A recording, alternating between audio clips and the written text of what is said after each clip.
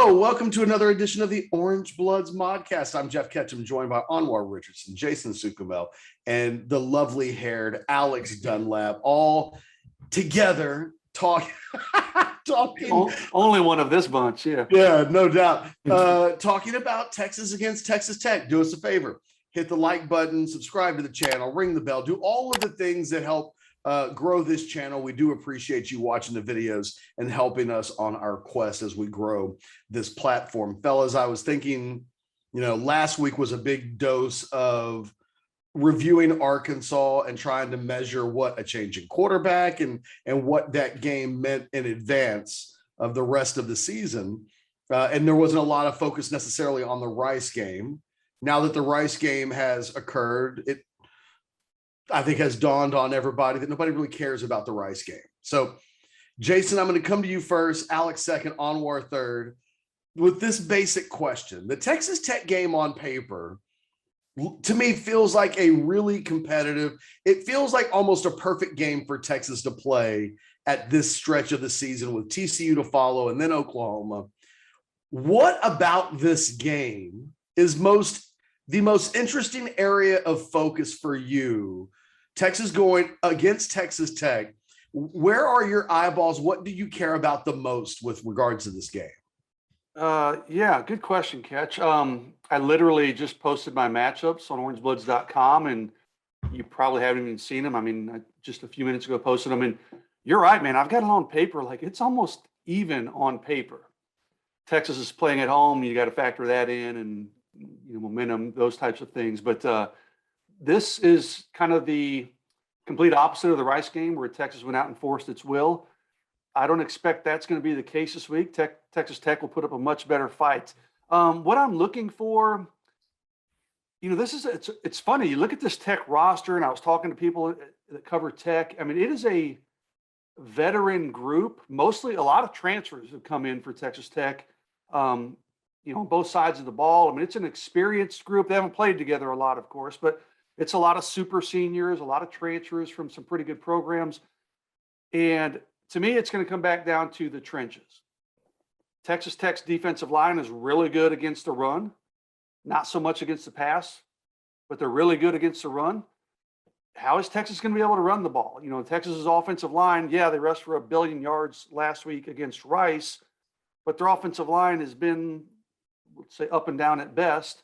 Like I said in my matchups, Bijan Robinson's kind of the X factor there that can be a great equalizer for Texas. But I look at that, and then I look at the Texas defensive line, which to me hasn't performed the way we all expected it to against a pretty good Texas Tech offensive line. A lot of experience, again, on their offensive line. We've kind of said that about Arkansas. We said that about Louisiana.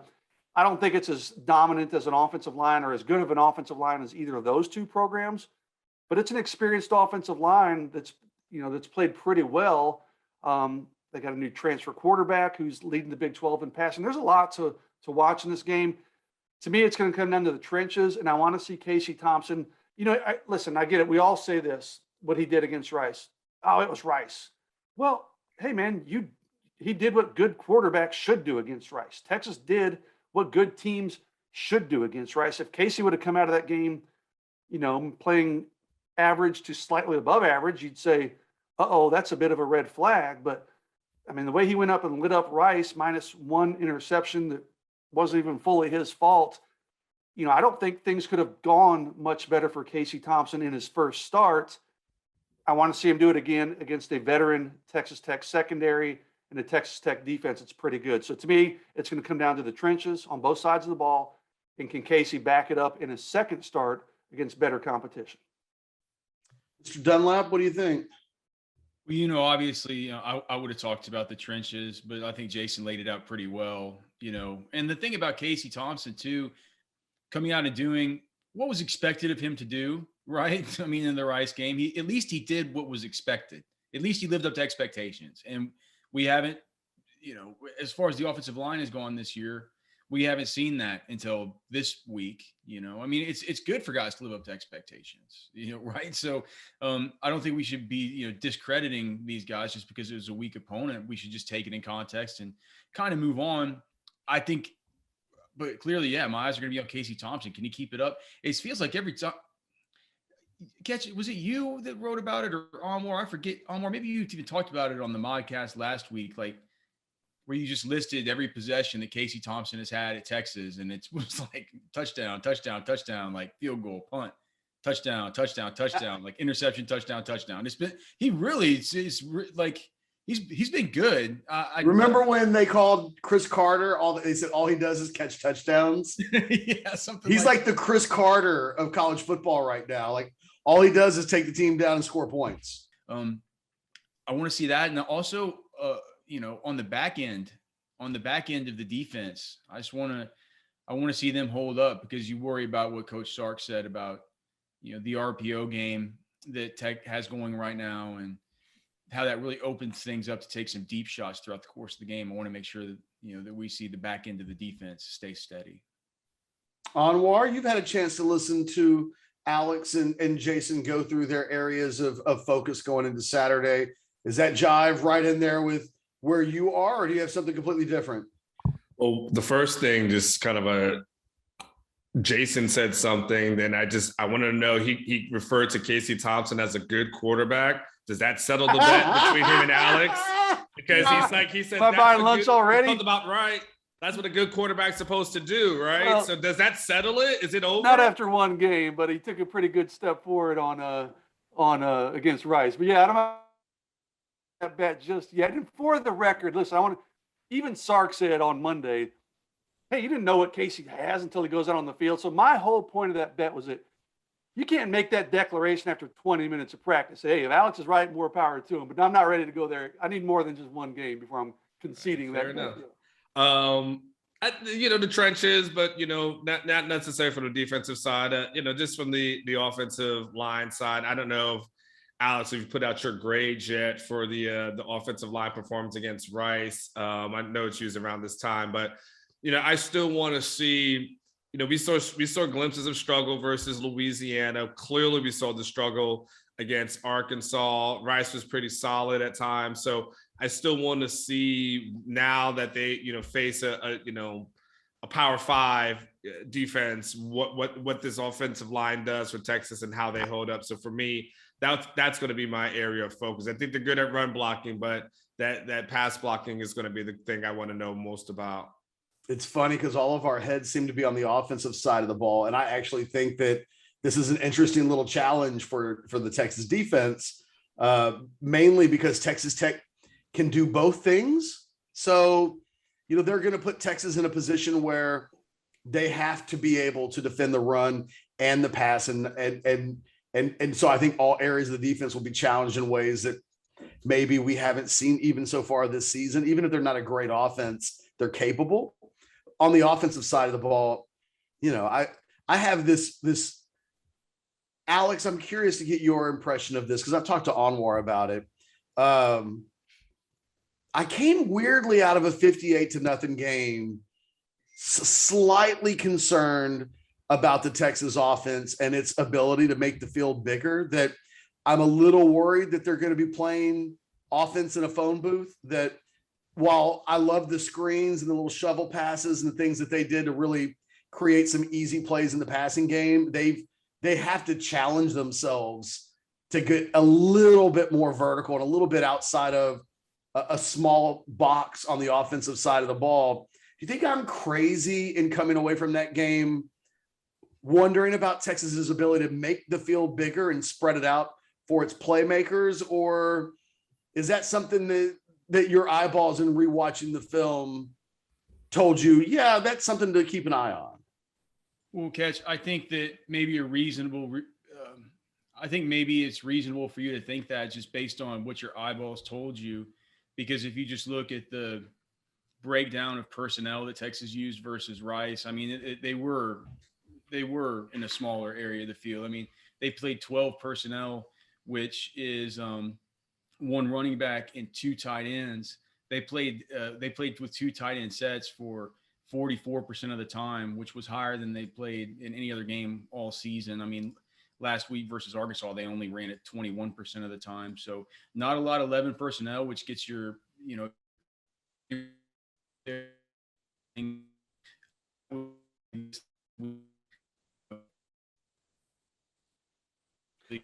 Alex freezing, or is that just me? Oh, am I? I don't know. Am I cutting out? Cut out a little bit, yeah. Okay, you're back.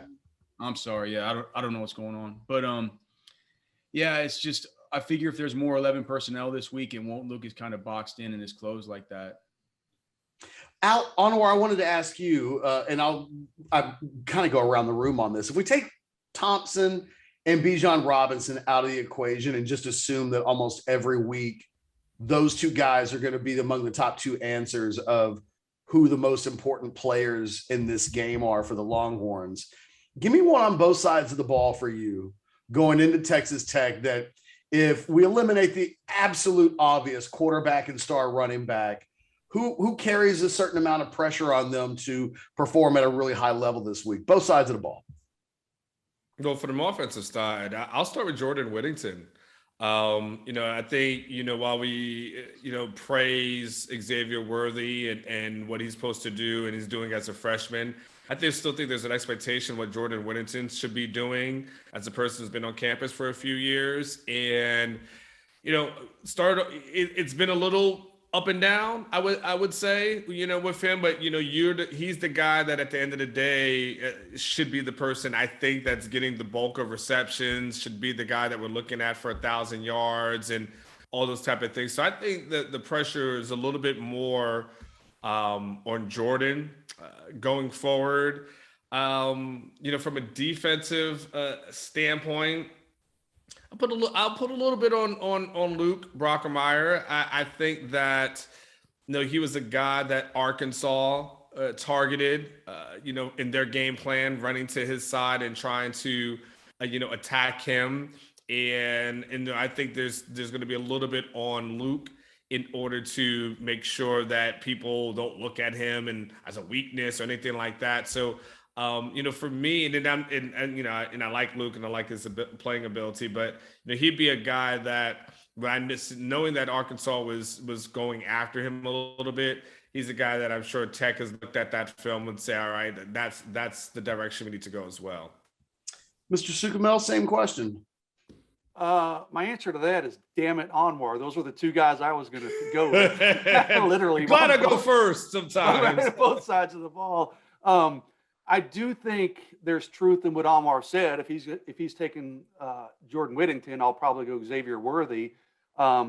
This is an experienced Texas Tech secondary that's giving up a lot of yards. I don't have my notes in front of me, but I think they're 11th in the conference in yards given up, but they're like second or third in pass efficiency defense. Teams have thrown a lot of yards because they've had to throw the ball. And you have to factor in opponents and things of that nature. Of course, Tech hasn't really played anybody, but I do think the passing game for Texas is going to have to almost set up the running game to some degree, just because I think Texas Tech plays the run so well. I'm not sold on the Texas offensive line. Yes, they blocked the run game really well against Rice, but if I'm thinking the passing game is going to be a key for Texas to get this thing going, and the passing game is going to have to be good. If he's going Whittington, I'm probably going to go Xavier Worthy. And on defense, similar thing. I mentioned Tyler Shuck is second in the league in passing yards, first in passing efficiency. They're going to throw the ball, but their running backs, their top two backs, average 8.1 and 7.1 yards per carry as well. So this is I get it. You have to factor in opponents. They haven't played anybody as talented as Texas, but Texas Tech's put up some really efficient, some pretty big numbers through their first three games. So I think a guy like Luke Brockermeyer, I'll go with Overshown then too, somebody that's going to have potentially a big hand in the run game and defending the pass.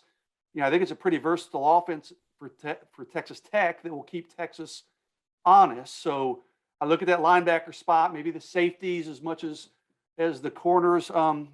Really, you could go across the board. Texas is going to have to get some pass rush to disrupt Texas Tech's passing game.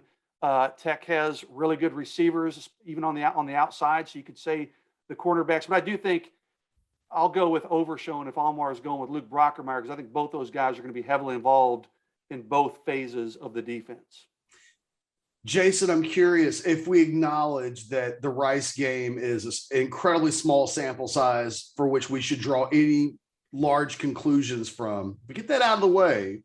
What do we make out of the fact that Thompson seems to have, like, one of my overreactions on Monday with Anwar was, if you just look at that game or what we've seen, Whittington was a card connection, and it feels like Xavier Worthy and Casey Thompson have a little something cooking. But some of that Saturday was by design. The coaches clearly wanted to get Worthy a heavy volume of work, but we haven't yet seen the Thompson-Whittington connection take off yet. Small sample size.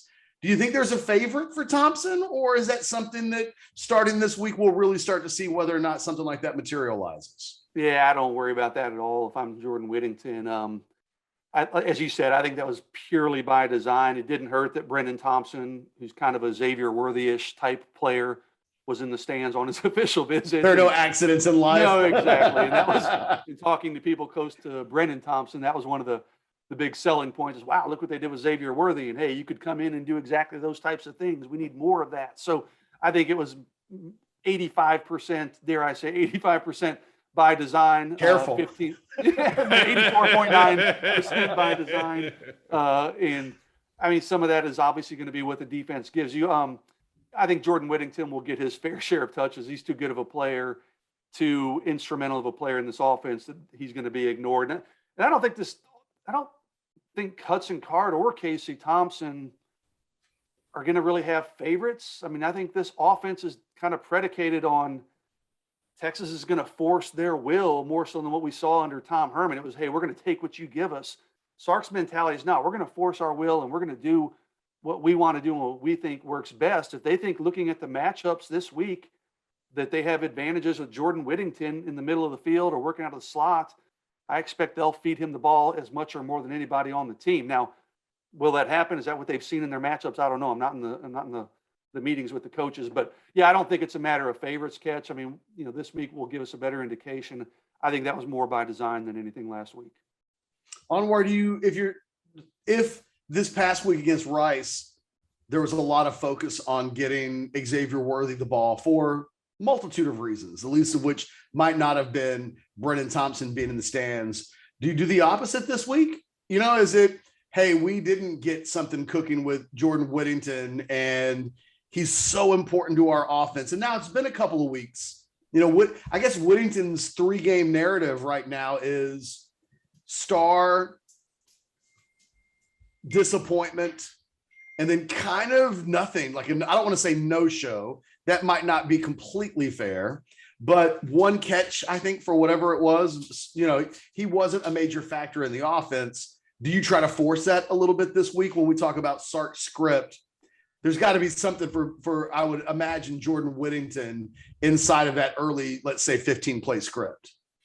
Yeah, I mean, you obviously not force it, but he's a guy that I think you probably want to get cooking, a little bit early. He's the guy that you want to get, established. But it seems like the priorities are, the Bijan for sure. Xavier is the guy that's in there, obviously, and then there's Jordan Whittington. So it'll be interesting to catch as this season progresses and Xavier starts. If he remains consistent. What does he do? Does Casey say, all right, I'm trying to get it to this guy, or does he just say, like to Jason's point, whoever's open is the person that's open. I'm making my reads, and if you're open, you're going to get the ball. If not, just is what it is. And so maybe it's something that Jordan may have to do a little bit more and work on. But I don't know. You force it to him. I'm with Jason. I think Casey is the type of guy that is taking what's open within his reads. Alex, real quick, just pulling you back into the conversation on the wide receiver, kind of having a Jordan Whittington, Xavier Worthy. What do we make out of one guy being so heavily targeted in Thompson's first start and Whittington really was a non-factor? What happened to that? I haven't gone through the full break. I went straight to your offensive line grades and I missed the snaps. What happened at wide receiver with Joshua Moore's position? How did the snap breakdown go down with that third spot? Man, I wondered what was going on with that too, because Marcus Washington started over Joshua Moore, and just by the way, guys, let me know if I cut out again or something. I noticed there's a cable truck like outside, so they might be like missing. There could just be something going on. But yeah, so let me just tell you the exact breakdown. Because Marcus Washington started, and Washington's a good blocker. He's a really good blocker out there. I mean, he's tenacious getting after these guys with his stock blocks, and they threw so many screens and stuff trying to get these manufactured touches to Xavier Worthy. I think that could have possibly had something to do with Joshua Moore not being out there quite as much, but just as far as the actual player participation, as far as the skill guys, clearly the starters didn't get as much run as they usually get. Xavier Worthy's played 75% of snaps on the season, but only played 43% of snaps in this game. Marcus Washington, like I mentioned, he played almost 36% of snaps. The highest he played before this was only 14% of snaps. So I think that with Joshua Moore. And where was Whittington? 37%. The lowest he played 62% versus Louisiana. He played 77% versus Arkansas. Only 37%. I mean, we saw guys like Kelvonte Dixon. He had a season high, 22.5%. Alvonte Woodard played almost 30% of the snaps. It was a matter of these guys, coming in a lot more early because the game was out of hand and them taking out the starters. I think with any kind of, we saw guys like, Montrell Estelle played in this game. Kai Money played more than he played in this game. And then there was also the three, number 84, number 86, and number 87, the three walk-ons who also got, not meaningful snaps, but they each got 3, 4, 5 reps in this game. So you take all that into consideration, and these guys just didn't play as heavy a snap share as they normally would have. I felt like at the very beginning of the game, I told you guys on Slack, they're doing everything they can in these first 15 scripted plays to get the ball to Xavier Worthy. And I think that during those scripted plays at the beginning, when Joshua Moore wasn't in there, I think there were these design screens and stuff like that where they really relied on Marcus Washington's blocking prowess out on the perimeter. Anwar, I think I bring this up because I think it was you in Slack during the game that pointed out. So when Hudson Card came in, I'll come right back to you here in a second, Alex. When Hudson Card came into the game, the second team offense came into the game, and Joshua Moore was with that group. And I think might have even been Hudson Card's first target. They threw that ball threw a little screen out to him into the boundary. It's not so much a conversation about has Joshua Moore lost his job or are they rotating there or whatever. I'm just trying to figure out this will represent 1/3 of the season being played when we're done. And there's a hierarchy question in the passing game that because there have been changes at quarterback and because the offense has been a little weird, because Rice last week couldn't put up a fight and didn't challenge Texas in a lot of ways where we'd have found more answers. Anwar, I don't know. We had this conversation earlier. Like, is Xavier Worthy the first option? Is Whittington the second? Where do the tight ends suddenly come into play here? Because they're a much bigger factor with Casey Thompson at quarterback. I think one of the things I'm really interested in looking at this weekend is kind of, does that start to make more sense? Do we come out of this Texas Tech game going into the two biggest games of the season, I think in the first half of the season, knowing a little bit more instead of thinking with regards to the passing game? It's the thing that we don't know, Ketch, is at this moment is what the passing game will look like, whether it's personnel or effectiveness against the Power 5 team. That's the challenge, right now is we know what it looked like to a certain degree against Louisiana. We know, obviously what it looked like against Rice, but that becomes one of the big questions. And when you're saying you don't know, you and I may be coming from different angles. I'm just more so, even with the personnel, okay, who's going to be effective against, like you said, to whether it's Tech next week it's TCU, OU. I don't know what that looks like. There's a big question mark or big question marks as relates to the passing game. And I don't know which guys within the person. I think we'll have a better idea coming forward which guys personnel wise ends up being the ones that Casey feels comfortable with, and of course Sarkisian.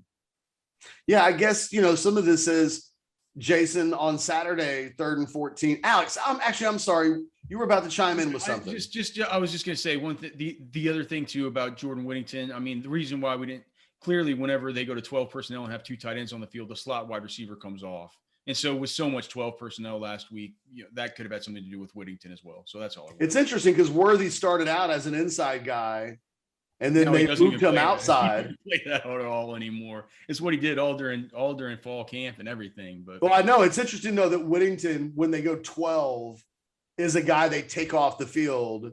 Mm-hmm. I bet Devontae Smith didn't come off the field last year when Alabama went to 12 personnel. Mm-hmm. I may be wrong. No, he stayed on. They got an offensive lineman or something to keep him on the field. By any means necessary. Jason, when it's 3rd and 14, on Saturday, he throws that ball to Kelvontae Dixon, and it was, for my money, I thought that was Thompson's finest moment of the game. There weren't a lot of moments where he was required to make a big boy throw to keep a drive going or something like that. And it was interesting that Dixon's the guy that catches that ball, because we hadn't seen Dixon for a variety of reasons, not just, he's been hurt. He's been coming back from injury and having to work his way into pushing the 3 guys that have been getting predominantly the majority of the snaps when they're not in 12 personnel. But, as we move to Texas Tech, if you say it's 3rd and 14 and you just tell me in advance, well, Texas Tech does a good job on Worthy, I don't know who that ball goes to on 3rd and 14 against Texas Tech. It is one of the things that, I feel like in previous years, not just because there's been maybe more settledness at quarterback, by now we would know who Texas would look for on big downs. And with the biggest games coming up, it's still one of the things I think this offense really has to sort through. Who are the guys on the biggest 3rd and 8s of the season? I think we think Xavier Worthy and Whittington are probably the first 2 guys, but I don't know really, honestly. Yeah, with all due respect to Kelvontae Dixon, who made a great play on that play, and he splashed before a little bit last year, I don't think he's a guy that you can comfortably call on in those situations routinely. Yeah, it's doing it against Rice is one thing, but doing it against Texas Tech, if you're in a 4-point game up or down and you need a 3rd and 8 conversion, I don't know that Kelvontae is the guy that's on the field. Getting Troy O'Mary back will help answer a lot of those questions. They still have pretty good tight end play when Jared Wiley's healthy. Cade Brewer, we know, can do some things. But yeah, you're right. It does feel like a pretty good drop off after those first 2 in terms of reliability. I mean, we thought Joshua Moore might be that guy, but what happened last week? I mean, he was seemingly demoted. So, I don't think Marcus Washington. I mean, all these guys are capable. I don't sit here and say this to bash on them. They're all capable of making plays, but are those guys, when everything's on the line, you're going to want to be out there with your first units? I don't know if it comes to that against Tech. I still think it's going to be. I think Whittington's going to have a much bigger role. I think you could see the tight ends play a big role, especially since Texas is going to have a big tight end recruiting visitor. If we use that reference last week for Xavier Worthy, the same applies this week. They'll get the tight ends involved early. Yeah, it's a good question. I don't really have a good answer for you, Ketch. I think getting Troy O'Mary back when he's back will answer a lot of that question. But right now, it might be a different answer every week, and I don't know who it'll be this week. I have no hopes for O'Mary this year. It's he's so talented. We know that. But listen, we're in week 4, and he still hadn't seen the field. We heard during fall camp he was still having issues. And they got to try to win games. Yeah, you're throwing him back in there, and he might be rusty. It's a bit discouraging if you're a Texas fan that he hasn't been out there at all. Yeah, so I think they rushed him back, man. It was too. He took that sleeve and that brace off too soon. I wish they would have just given him just waited till everything was fine instead of just because it was before that first open. Do you remember that open scrimmage, guys? And we're like, where's that massive leg sleeve and brace he's been wearing the whole time? He looked like he was really encumbered or inhibited by that thing at the practices we've been to. We're like, all right, well, the brace is off. I guess he's feeling good, but he still didn't look like he was, he still didn't look like he was 100% there. He wasn't really cutting off that leg too well. And then during that practice, he ends up getting banged up and kind of hurt. It feels like it just set it all the way back to the very beginning. It feels like if they would have just maybe not gone to, and clearly it's not all on the staff, it's probably a lot on him too. Like, hell, these guys want to get out there and play. They want to be 100% ASAP. But I think had they managed that just a little bit differently between him and the team and the coaches, the trainers, whatever, maybe O'Meara could have been back by now. But I'm with you, Ketch. I don't know when we're going to be, when he'll be expected back this year. And whenever he does come back, will he fit in with the flow of the offense and, everything that they're beginning to hopefully, mesh together and be doing by that point? It just seems hard to believe that, let's say they got to get through OU before they start thinking about, well, where can we get this guy some snaps? And you don't know just how much he's back. I don't know. They got a lot of things to worry about. I'm just curious, Anwar, I wanted to wrap up the receiver question with this question for you. 3rd and 8. The biggest 3rd and 8 of the game. Let's say they're in the 4th quarter. They're up by 3.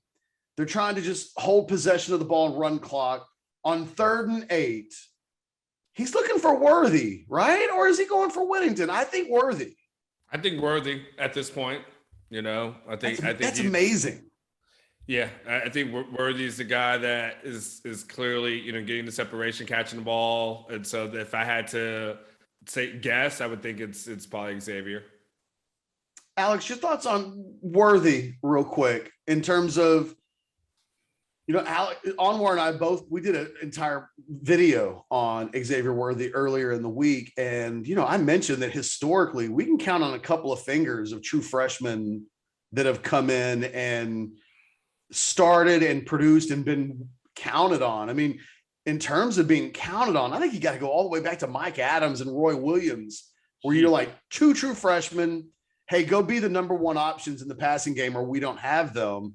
When you've rewatched the film, how impressive has Worthy been for you? Oh gosh. Well, I mean, clearly the Rice game was most impressive, but Worthy has shown things not just on the film, but just like on the practice field too, man. Like it's been obvious since the very beginning he's going to be really, really good.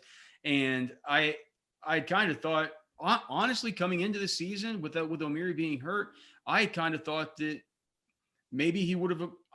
Did you guys think that he had emerged as the number 1 prior to Rice? I thought it was still kind of up in the air at that point in time. It was like the Rice game where you're like, all right, they're moving forward with this guy's the alpha, and he completely looks like it. It's like Jason says, it's not just that he's super fast or he's good with the ball in his hands. It's that he can separate and he's smooth and he can dig down into these routes. He can make his cuts.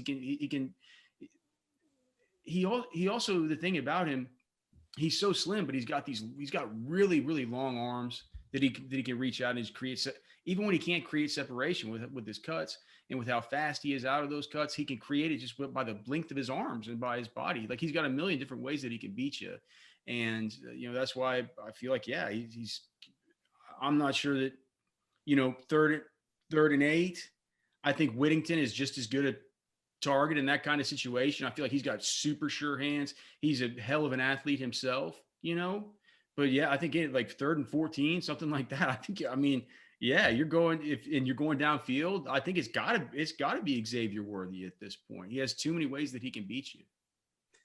Jason, as a Whittington truther, it's still an Alexism there. This feels like Whittington needs to reestablish himself as the 1. Like, I'm all for Xavier Worthy having a huge season. I'm curious to see where it goes. But Jordan Whittington is supposed to be the number 1 receiver in this offense. They spent a ton of the offseason shaping the offense in a position where I think Whittington would be the guy they would count on.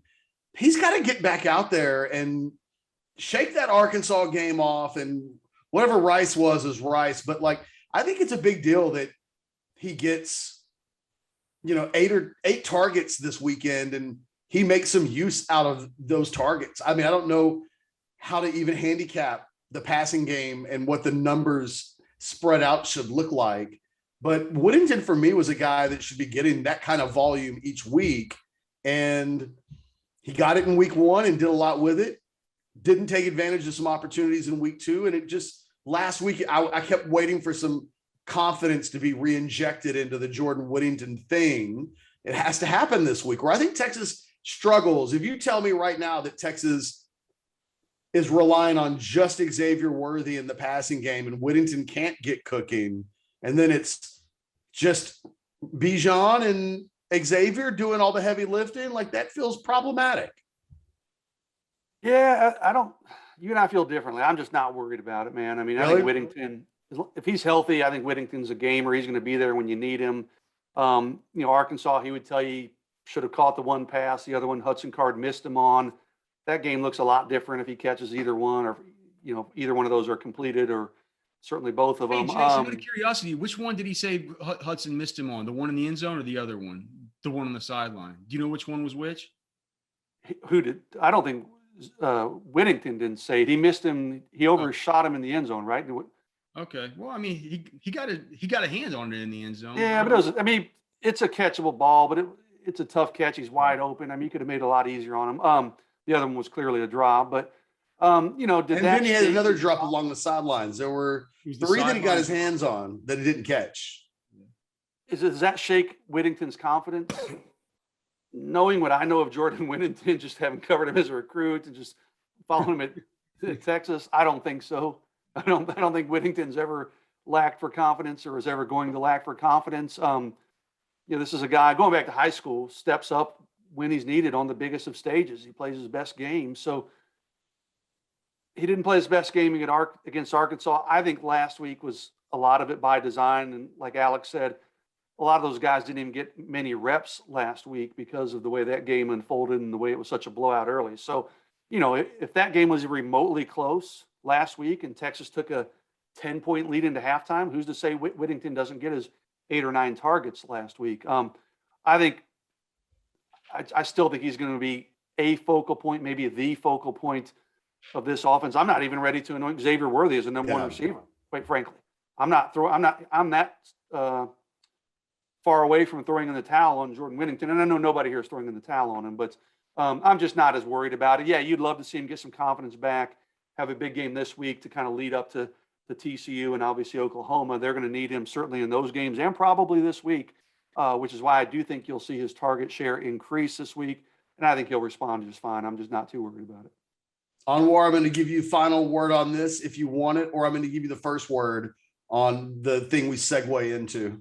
Final word. Don't give Anwar first word. First word on the new topic. He wants the first thing out of the bag, and then you guys. So Jason's, I can blow whatever Jason's thought might be. Well, good, because I'm before we move into parting shots or even talk recruiting a little bit, I wanted to open the floor up.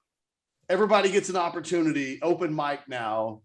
Is there a thing about this team that we haven't talked about yet? I know it occurred to me to ask this in the way because we haven't talked a ton about the defense. So if I give you the floor and an open mic, is there anything UT football related right now that you think we need to be talking about?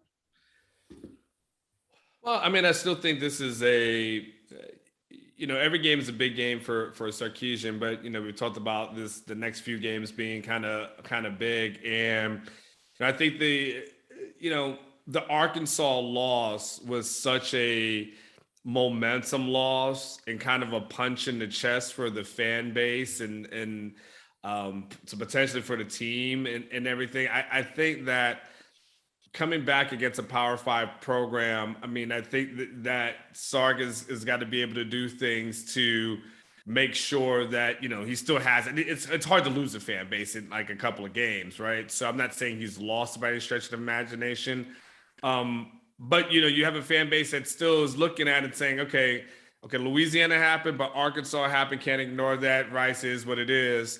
So for me, coming out with, a good game plan, a solid game plan, and playing a much better game against Tech than it did against Arkansas. For me, this is it's a moment for Sarkisian to come out and say the Arkansas was the anomaly. Here's what the norm is going to be, especially when you know what comes up on the next 2 games. Alex, same question. Anything in the world that you can spotlight for a second Go for it. Well, I think versus Tech, they got to show they can affect the quarterback. They got to start being able to do this without, I mean, they can't keep dialing up this exotic stuff to be able to affect, it's like you can't have, it's like you got guys like Anthony Cook and stuff like that, and like DeMarvion Overshone and second level players, Jalen Ford, Delia Dayaway, who's been a part-time guys that are just like, they're racking up more quarterback hits than the rest of these guys that play along the defensive line. They need to generate some pressure up front. They need edge rush help. They need to get Ovi in there more often than they've got. I mean, if you just look at my metrics, Ovi Agwofu has generated production once every 6.14 snaps. I'm trying to scroll down to even find what's his name, 46, Thornton. He's generated production once every 34.4 snaps. He's not been good. And they keep starting Thornton over Ovi. Now, I can understand why if they're in base and they have Ovi at the Sam linebacker and they get Thornton in there. But even this week when they started out in nickel, generally you would think you would start. Ovi's been just so much better in every way. So get him going. And then it felt like last week, I wrote about it in my column. It felt like last week, DJ Harris Jr. showed some stuff. I mean, I know it was against Rice. I know it was at the end of the game. I mean, the sack was actually a walk-off sack. It was the last play of the game, but he had done other things. He was in on some tackles. Given the lack of depth there at that spot, I wouldn't mind seeing them maybe give DJ Harris Jr. some run and just seeing if there's something he can do. Any kind of spark off the edge from these guys is going to be extremely welcome because they really haven't gotten it from these defenders from these defenders off the edge, and then even Coburn and stuff like. He needs to get his pad level down and start pushing that pocket and bringing some just, if not interior pressure, just getting the backs of that center and that guard kind of up into the quarterback's face, disrupting this throwing motion with bringing his arm all the way through. We saw that a lot last year. We haven't been seeing it quite as much this year. So those are the things that I would look for if this team is going to improve. I feel like it needs to improve defensively with the edge rush and with the ability to get interior pressure that's going to disrupt what the quarterback tries to do. Jason, you can just go straight into a little bit of recruiting conversation if you want to, or if there's anything UT football related that we didn't touch on that you just wanted to say out loud, go for it. Yeah, I got just something that popped in my head when you asked the question. It's hard to nitpick too much a defense coming off of a shutout, right? But then 2 weeks ago, Arkansas bullied that defense too. If Texas has any chance of going 3-0 in its next 3 games against Texas Tech, TCU, and Oklahoma, it has to start having more game-changing plays from its defense. This is a defense with 1 interception, and that was the B.J. Foster one that actually gave them some spark against Arkansas. They scored, and the defense couldn't hold up after that. But they're going to need some game-turning plays from this defense, maybe even this week against a pretty good Texas Tech team, certainly against TCU, certainly against Oklahoma. They're going to need some momentum plays, some quick turn plays, maybe some quick points out of that defense. We just haven't seen it much. Like I said, 1 interception on the year. I think they've got maybe 2 or 3 fumble recoveries. I just need to see more big plays from this defense. And they're going to need some of that. I think if they have any hope of surviving these next 3 weeks without a loss, maybe even getting out of it with a 2-1 mark, I need to see more from this defense, especially that back end. They've been okay. I mean, you saw the blown coverage against Arkansas, which was costly right after the turnover I mentioned. I need to see more from that group just in big play stuff and kind of give that team overall some momentum, maybe set it up with a quick score, some good field possession. We'll see if they can do that starting this week against a pretty good Texas Tech passing offense. Jason, on the recruiting side of things, Brennan Thompson, let's talk about him for just a moment. One of the most important guys left on the recruiting board for the Longhorns, national top 100 talent, a true game changer in terms of speed, very Xavier Worthy-like in a lot of ways. We talked about earlier in this modcast that Texas got the ball to Xavier Worthy with Brennan Thompson in attendance, and that was one of the things that stood out. How do you handicap that thing? Because I almost would rather A&M's, if I'm Texas, I would rather the A&M visit be either not going to happen at all, or let's have it now. Let's go back to back and let's let them really, measure themselves side by side. I'm always a little bit leery when there's 4 to 6 weeks in between visits, and the shine off of one visit can fade just a little bit. And then you've got to survive whatever the other school has in terms of a visit. And it does feel like at some point, Texas will have to survive the A&M storm from the next time he visits, or that official visit when he goes up there scheduled for the Alabama game, correct? No, it's an unofficial visit. He's already taken his A&M official visit. Yeah, but he is going up for the Alabama game. And I was talking to someone close to Brennan on Sunday night as they were leaving campus on their way home, in fact. And kind of the same thing, man. They were blown away by the Texas visit, but he still has that A&M visit for the Alabama game. And Brennan wanted to see game environments at both Texas and Texas A&M, and Oklahoma State's still in this too. Let's not completely discount them, although I think they're probably running third. I think I can say that pretty comfortably. He wanted to compare both game environments, and I said, well, you know that A&M environment with Alabama coming to town is going to be just insane. And this person goes to Brennan and said, brought up a good point. They said, yeah, but that can go both ways. It can be insane, but what if Alabama comes out there and just gives them a beat down and the crowd's leaving it in the third quarter and stuff? So the best thing you can hope for is if you're a Texas fan at this point is that Alabama just lays it on A&M early and takes the crowd out of that game. I do tend to agree with you, Ketch. The longer it goes on between visits, as you said, the shine kind of wears off. But Texas did a really good job on that visit. Brennan Thompson's from Spearman, Texas. I don't even know exactly where it's at. I know it's way up in the Panhandle. I Google mapped it last week, and it's a hell of a lot closer to Stillwater, Oklahoma than it is to Austin, Texas, or College Station. So that tells you where in the state of Texas it is. It's up in the northwest portion of Texas. He's a small town kid. He comes in. His mom's always been pro-Texas on social media. So that's always put in my head, hey, Texas is a better shot than I think a lot of people realize. Mom's input is important. She likes Texas a lot. They come in this weekend. It's Brennan, his family, several family members, his trainer. Texas did a really good job. They pushed a lot of the right buttons, including what we've talked about, the offensive performance, getting Xavier Worthy the ball, telling him, hey, you can play as a freshman. We need more of that. We need more game breakers. See what we're doing with Xavier Worthy? We have 2 or 3 of you guys. We'll put you all out there together. We'll play you all, even if you're a freshman. So that really registered. And Brennan had, I don't know if I'd call it reservations, but he's from a small town coming to Austin, Texas. He wanted to know, like, how can I fit in here in Austin, Texas, being a small town kid? And Texas did a brilliant move. They brought Jordan Shipley in. And I don't know if they purposely brought him in, but Jordan Shipley was around during the game. Brennan Thompson talked to him at halftime, and Shipley told Brennan, oh, man, there's plenty of places to go fishing and get away and hunt, and here's where I used to go. To the point, Ketch, Brennan was even going to go fishing on Sunday morning while still on his official visit. In 20 years, I've never heard of a kid going fishing, right? Have kids gone to the lake and gone on a boat? Yeah. Have I ever heard of a kid on an official visit gone fishing? No.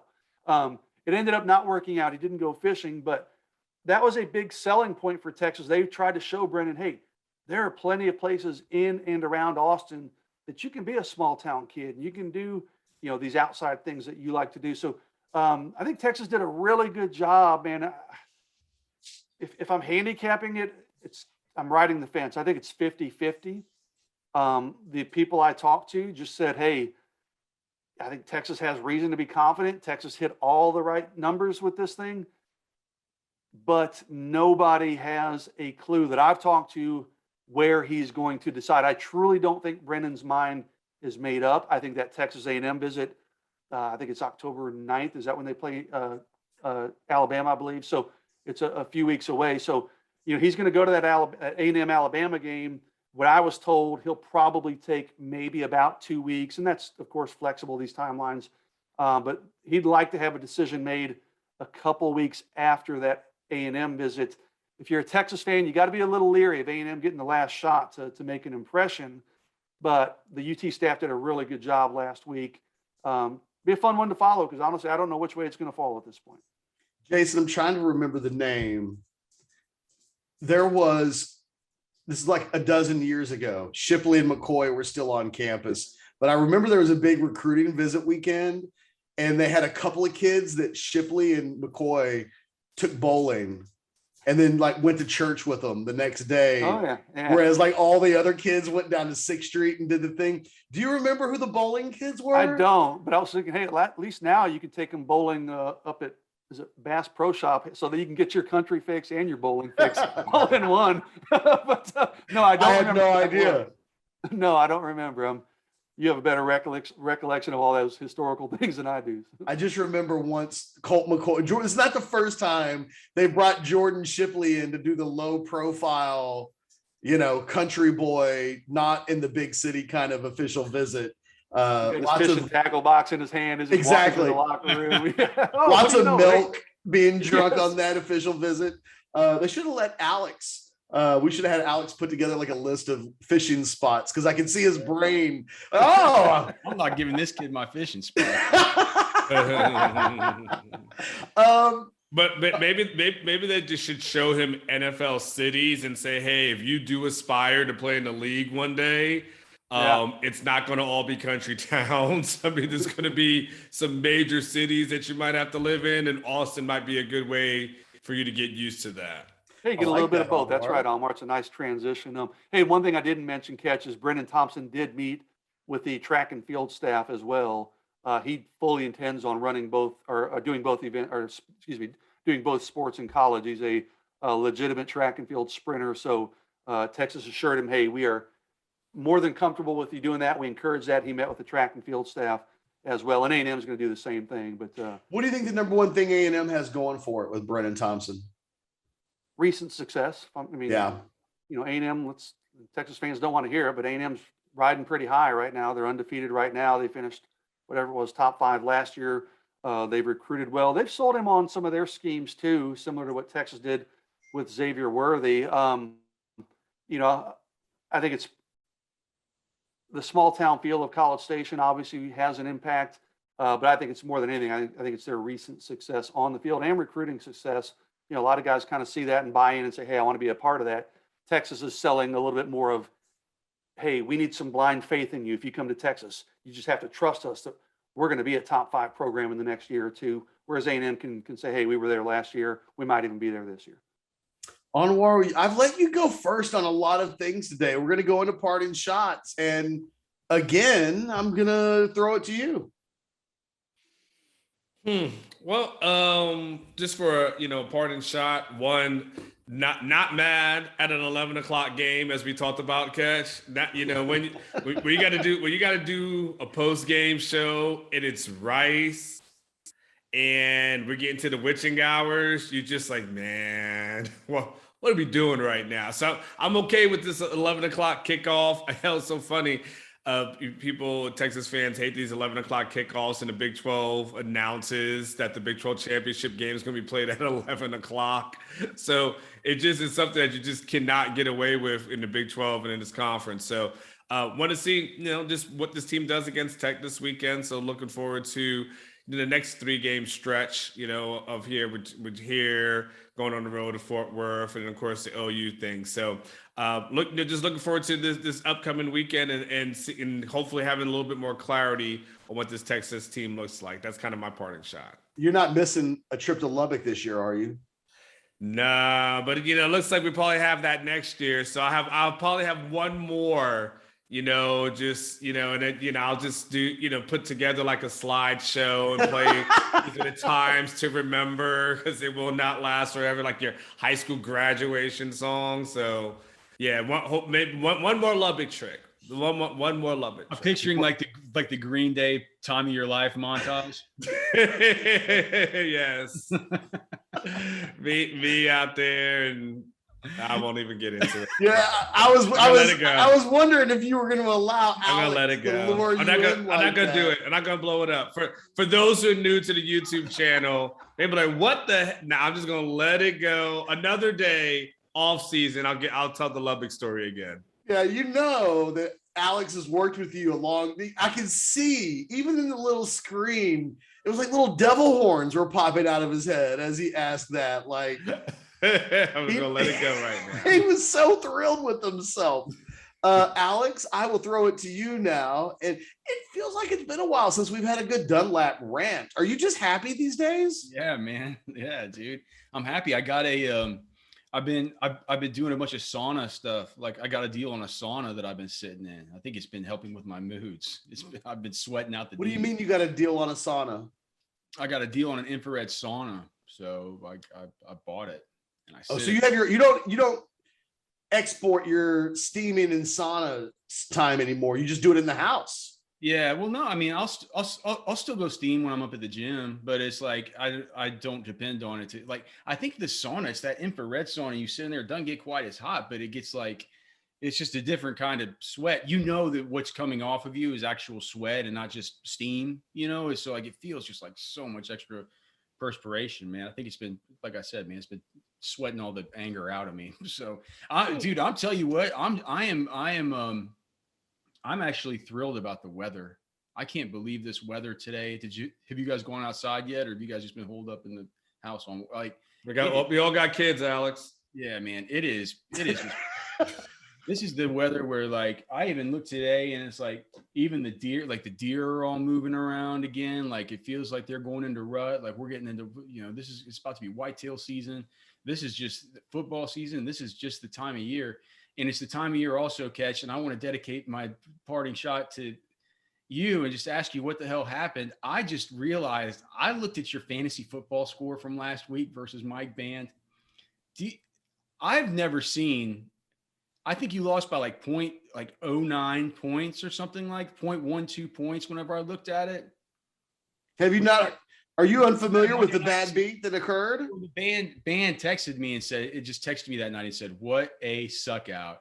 And I guess it was on the Monday night game with the Ravens. And which game was Sunday it? Night. Sunday It was the Ravens and the Chiefs. Yeah. So here's the thing. I was up by 2 points and I had to survive Mahomes. So they get the ball into position to win the game.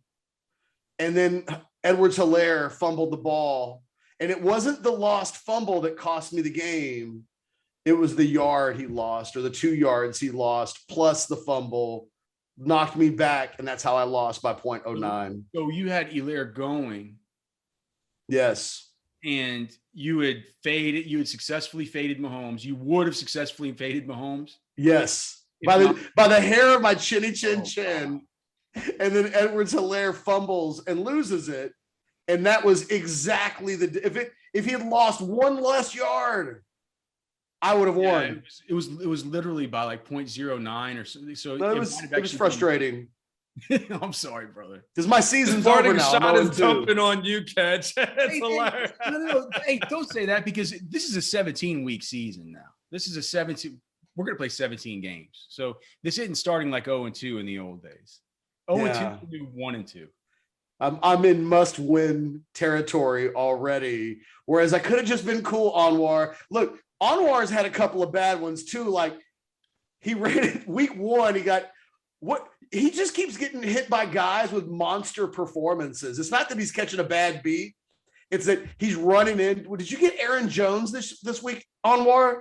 Well, yeah, and Cooper Kupp. That was Alex. And, look at that! And Cooper Kupp, yeah. I did not realize that it was an Alex thing. I feel bad because now I've paid off Alex twice on fantasy football, and I didn't want him to pay him off anytime. Well, look at that fucking face of his. Somebody mute his skirt, cancel his screen out, black it out. It's better when you had a worse bad internet connection. It was much better. Jason, do you have a parting shot? A little bit. I'm looking at my recruiting list for this weekend. There are 3 official visitors in town, and I'll kind of break down these guys in the war room. But Chris Ross, the Texas D tackle commit, I actually talked to him last night, and Chris is interesting, man. He's told me he was an early commit, man. He's been on campus every time they had a recruiting event in the summer. He's there, a bit of a ringleader, but he's always told me, yeah, I might still take visits. I don't know, don't have anything set up. Well, he told me last night, yeah, I'm probably going to take some other visits. I don't think he's really a flip candidate. I just think he wants to enjoy the process a little bit, but he keeps saying he's going to take these other visits, but he doesn't have anything set up yet. But anyways, Chris Ross will be in town, the defensive lineman. Lander Barton's a linebacker out of Utah. I think his dad played at Utah. His brother played or is still playing there. I don't have a great read on Lander. I need to try to tap into some Utah sources because that kid just will not answer my calls or texts. I have to try to hit up his coach. I'll have to figure out something, but he's Your coming bevy of Utah sources. Yeah, my bevy, exactly. I've got them all over Utah. Suchomel's big in Utah. I'll lean on Junior Angelau and see if he can point me in the right direction. But Lander Barton will be in town. He's a linebacker. He's visited Michigan. He's visiting Texas this weekend, of course. He's going to visit Oregon at some point. Utah will get a visit. And then Ronald Lewis, the Texas DB commitment out of Louisiana that they picked up, a month or so ago. He'll be in town. And then I'm looking at the unofficial list. A lot of committed guys who are coming in on unofficial visits, including Malik Murphy, Jaden Blue, both offensive line commitments. Jamon Tapp is coming in from Louisiana, which is pretty big because he was at LSU last weekend on an unofficial visit. So that's good for Texas to get him in. Jere Bledsoe, BJ Allen. So, and then I mentioned earlier in this podcast or this video that Texas has a tight end coming in. It's Mateo Uegalele, the younger brother of the Clemson quarterback, is coming in for an unofficial visit with several teammates of his out of California, St. John Bosco. So a good chance for Texas to make an impression there. So not the biggest recruiting weekend. That'll probably be against Oklahoma State in October, but still a lot of room for movement on some guys this weekend. So we'll have coverage of that certainly on Sunday and into next week. I thought you handled that last name very well, Jason. Well, if I didn't, don't call me out on it too much. But yeah. No, the thing is sometimes just say it so fast. Exactly. Say it quickly and nobody knows any different. There's my. Did he say my final parting shot? Guys, I think I learned my long-term future of like where I'm going to live today. I'm talking to my wife and she's kind of talking about some family stuff. And the thing is, when we moved back to Houston, it allowed her to be close to family. So she was kind of complaining about just family stuff. It was kind of driving her crazy a little bit. And I said, okay, so, you know, is being close and being driven crazy better than being 200 miles away and never being bothered? And she just looked at me and said, I hated it in Austin. There's no real coming back from that, is there? I'm not sure. No. I was like, where'd that come from? Who was that? There's no real coming back from that. I found out maybe my long-term situation today when even in the face of being perpetually like annoyed by family, it's better than no family, apparently. So there you go. FYI, you guys are up to date on my potential housing status for the next. So we know where you're never coming back to. She made some decent points. So, you know, I think she expected a grander goodbye. And then she was like, that was proof that not enough people cared. So no reason to go back. Fair enough. For myself and Anwar Richardson and Jason Suchomel and Alex Dunlap, do us a solid. Like the video if we entertained you even a little bit. Watching Alex's face grin from ear to ear during that fantasy football. There it is. He's trying to hide it right now. Give us a like. Give us a like for that grin. We will do this again next week. Obviously, we will have predictions tomorrow, and we will have the post-game show on Saturday at a decent hour. So join Anwar and I. Lots of Orange Bloods content here on the channel throughout the rest of the week. We will carry you all the way through Texas Tech and into TCU and then Oklahoma. Thanks for caring. Thanks for watching. We'll do it again next week. Later.